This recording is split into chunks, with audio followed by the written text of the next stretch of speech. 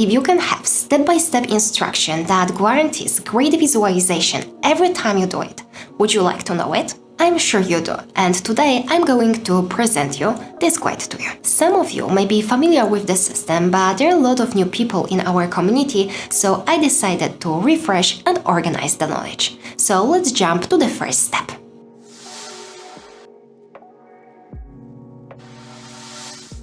Using the composition rules is the foundation of a great image. If this is not in place, the visualization is ruined, no matter how great materials or lighting you create. Basically, composition describes the placement of visual elements in an image. To set a successful composition, you need to ask yourself what is the focus of the image, what you want to stand out, and what is just a background.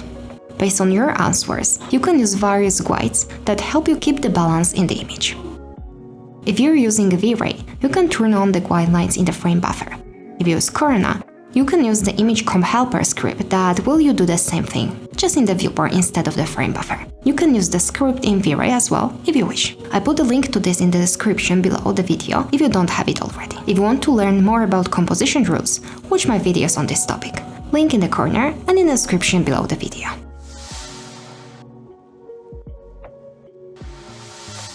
Camera setup is directly related to the first step. You can create your composition in multiple ways, and one of them is changing the position of the camera. Not only the position is crucial, but also the settings you use to create the desired scenario. As a 3D artist, you should understand how the exposure triangle works, how to use focal length, how to control depth of field, and how all of this affects the image. Even though the software is getting easier and easier, if you think about your images as a photographer, your visualizations will benefit a lot. But here, you need to remember that whatever you do, you need to have the idea first in your head. Do you want to focus on a specific object, or do you want to show the full context of a space? Having these answers gives you direction on how to choose the camera angle and camera properties. If you want to know my way of setting up the camera, watch this video. I put the link in the corner and in the description. Also, if you want to learn about the camera triangle, the depth of field and focal length, I include links to these videos as well in the description. Quick tip: in interior visualization, try to position your camera much lower than eye level. From my experience, a height between 0.9 and 1.2 meters from the ground works best in most cases.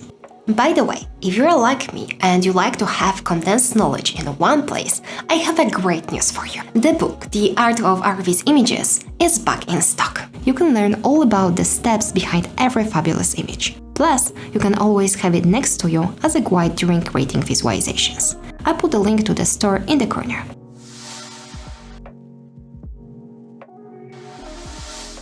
Lighting is one of the hottest topics in Arvi's industry, and there is a great reason for that. It is the most powerful tool to capture emotions, and this is what makes your images stand out. If you want to influence your viewer, affecting emotions is definitely the way to go. Choosing the type of lighting will indicate the atmosphere and mood in the image, the way how the visualization will be perceived.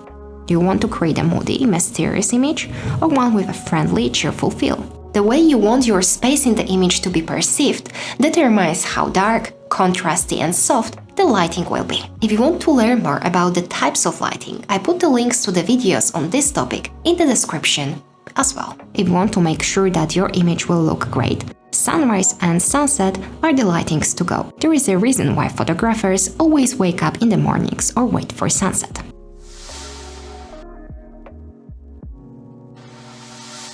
I mentioned that lighting affects mood a minute ago. The same role has colors. Colors stimulate emotions, draw the viewer's attention, and guide his eyes to the most important part of the visual. They can emphasize what is unique in the image. Depending on the message you want to convey, you need to use an adequate mix of colors. The color hierarchies make a great job here, as they are perfect guides for artists. If you want to learn more about color hierarchies, watch the videos. I'll list them in the description. By using warm and cold colors in your images, you create a contrast that attracts the viewer's attention. One of the best use of this is a complementary color scheme with the use of blue and orange colors.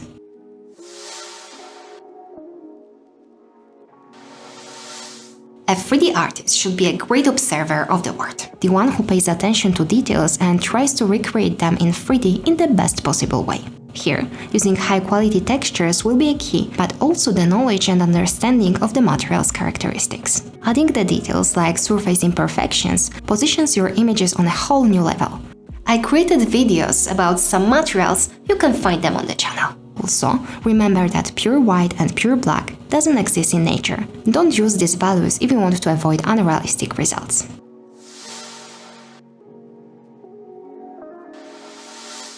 Selecting and places assets is one of the final steps of creating images.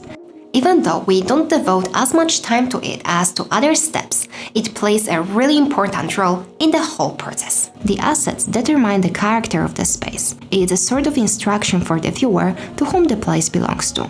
It is very important from the marketing perspective to draw an attention of potential clients. So when a person looks at the space, he should know if this is right for him. Less is more. If you are not sure if there is an extra asset needed, it's better to use too little than too many. You don't want to overwhelm your viewer. Remember, where is your focus?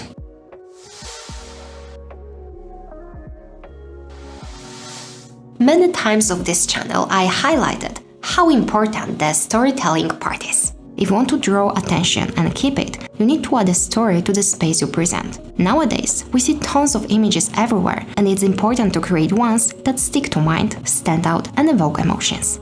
The best way to approach it is by making architecture a background of a story. Adding 3D people to visualizations is one of the best ways to convey the story. Their appearance quickly helps identify your viewer with them or not.